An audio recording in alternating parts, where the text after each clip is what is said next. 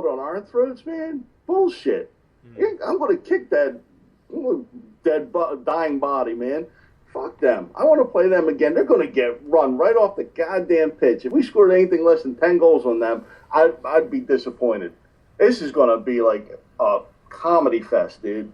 Yes. Seriously? When you watch that fat fuck Chris Boyd trying to run around, he's sucking air 15 minutes in, trying to keep up with everybody, man, it's going to be hilarious, dude. Well, we do. The picture of him with his tongue out there, it's going to be him after he's had all that friggin' food the night before, trying to keep up with our midfield and shit, man. Fuck them. That's I want true. to absolutely pound them in the piss. He's probably going to be playing that center attacking monster munch role, just behind the striker. So, sometimes he can be, fat there. So Ming the Merciless look with the beard and the bald. yeah, it's like Alan from The Hangover. It's he's a one man wolf pack. That Chris Boyd. He's just.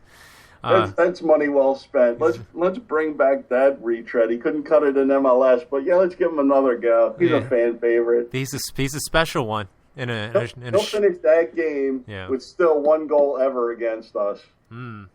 Yeah. Yeah. So let's start comparing him to Henrik. No, let's not.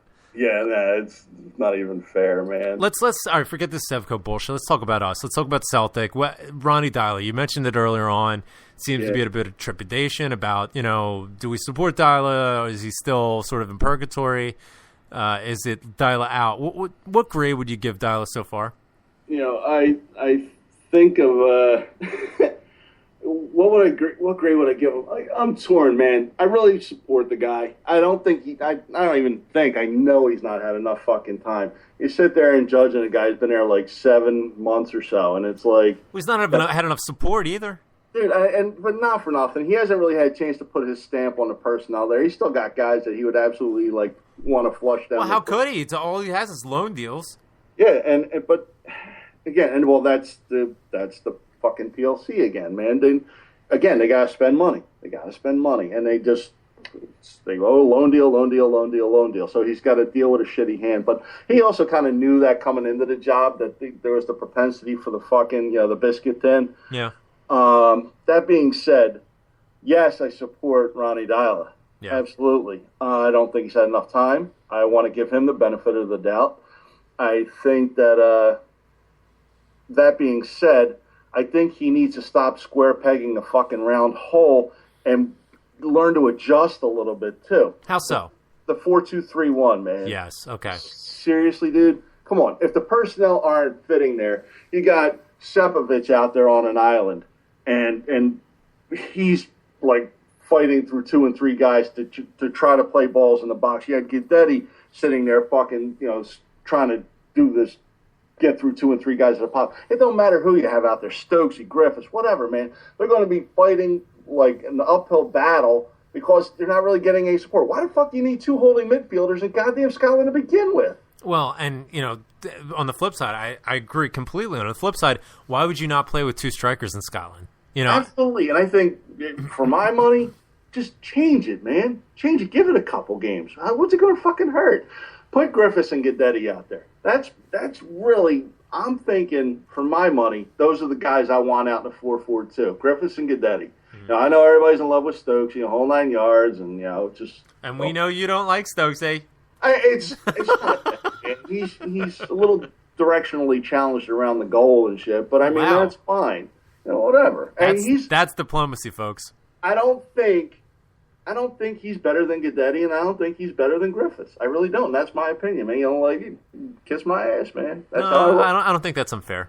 Yeah, but if you put one goddamn striker out there up top, it don't matter who the fuck it is. It's gonna be goddamn Pele. It's gonna be like running through mud, going through 2, 3, 4 fucking defenders, man. Well, but you quite rightly highlight the struggles of the lone striker, but the most important function, of that 4-2-3-1, especially going forward, are that midfield 3 just behind the striker, that trident. You need a player that can drop back. So the striker that's playing just behind the main striker you have to have that player that's going to have mobility, that's going to be able to drag that extra center half. Because if you have two center halves that are isolated on one striker, forget it. You're never going to score. You need somebody that's going to constantly be making runs, dragging one of the center halves out, opening up space for a late runner or one of your wide players to cut it in. And we're just not seeing that. We're not seeing, like, exactly what you're pointing out, square pegs to round holes. I don't think that we have necessarily the players that have the mentality with that, or they're not used to that. I don't think it's any coincidence that Chris Commons comes back and plays essentially in that exact role and has an exemplary game the other night. Now, I love Commons to bits and everything too, but he has to take a little bit of accountability for his situation too. We talk about getting out of contract and everything, and it's like, yeah, he comes in there and he plays a stellar fucking game. I mean, he's totally last match man of the match by a long shot. That was in a total fucking canter. But that being said, he hasn't always shown that either, man. 30 goals last season.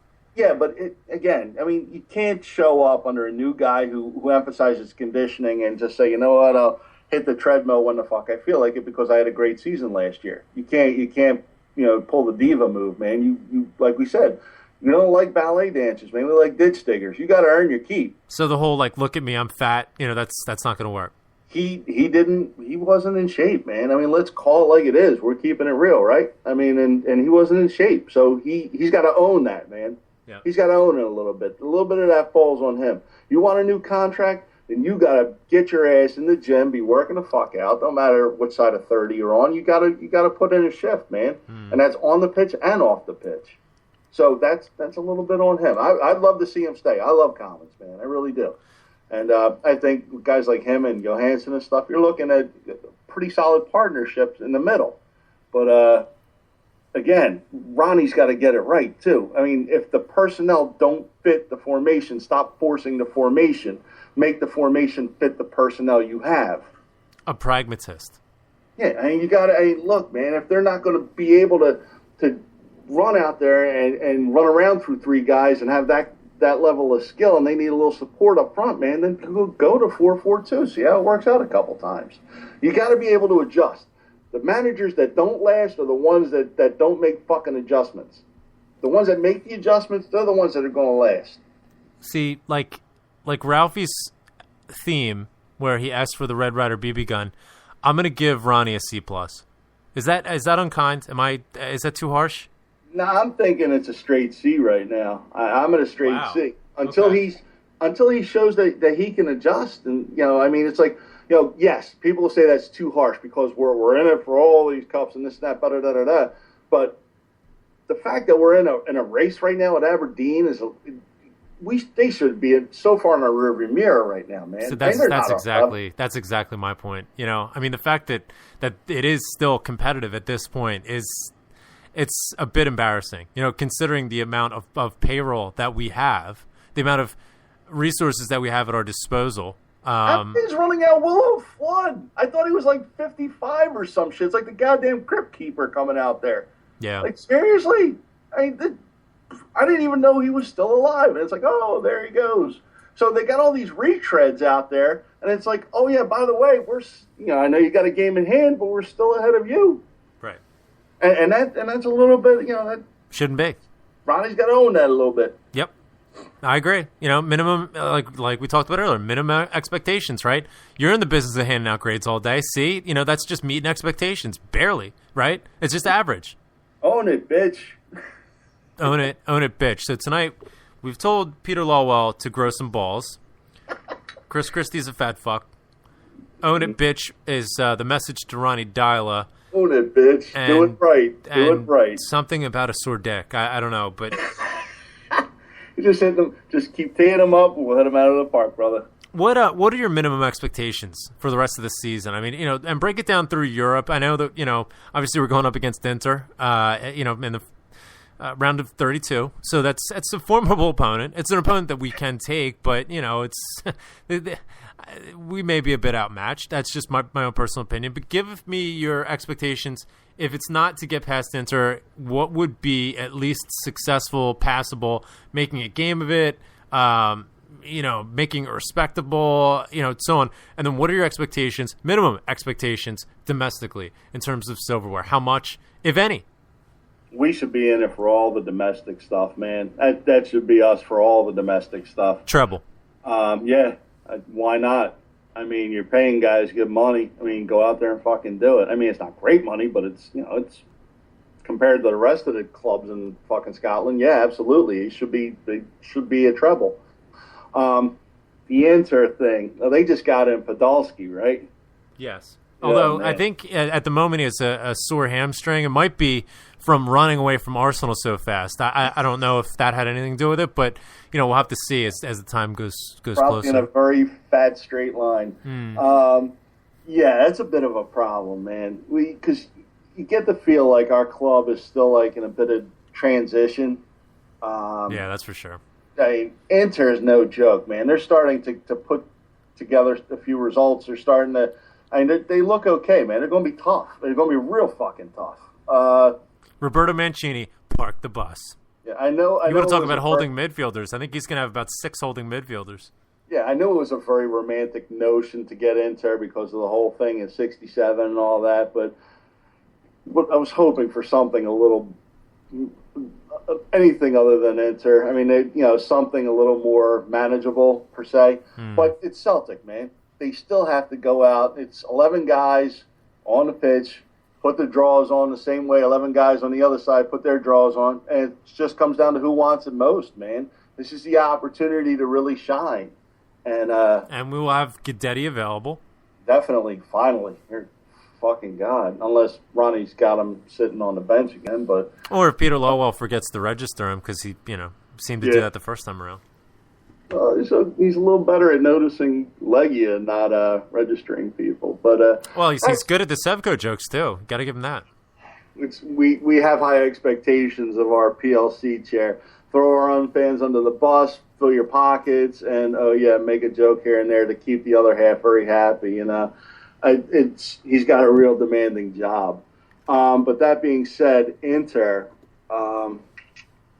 Look, I'd be happy.